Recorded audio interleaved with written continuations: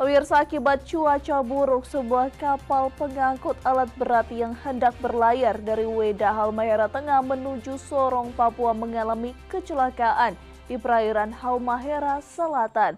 Saat ini pencarian korban masih terus dilakukan hingga memasuki hari ketiga. Tim SAR melakukan pencarian korban kapal tenggelam di perairan Halmahera Selatan, Maluku Utara. Kapal modern Putra Samudra diketahui mengalami kecelakaan di Tanjung Liboba akibat gelombang tinggi. Tim SAR gabungan pun sempat mengalami kesulitan saat penyisiran di sekitar lokasi karena pengaruh cuaca buruk. Operasi pencarian dilakukan tim SAR gabungan hingga Senin siang tadi.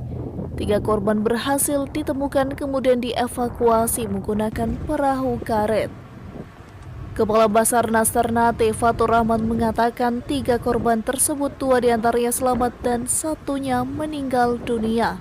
3 orang tersebut berhasil dievakuasi dan menuju ke desa Pukupang dengan 2 orang selamat, 1 orang meninggal.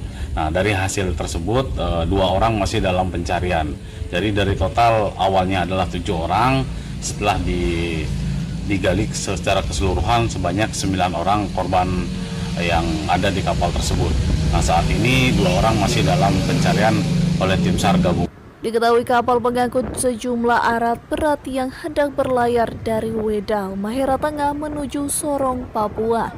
Namun dalam perjalanan mengalami kecelakaan di Tanjung Liboba, perairan Halmahera Selatan pada Sabtu kemarin. Jumlah keseluruhan korban 9 orang, 6 korban ditemukan dalam kondisi selamat dan 1 tewas dan 2 lainnya masih proses pencarian. Dari Maluku Utara, Opik Syarifuddin melaporkan untuk Kawan Nuha TV.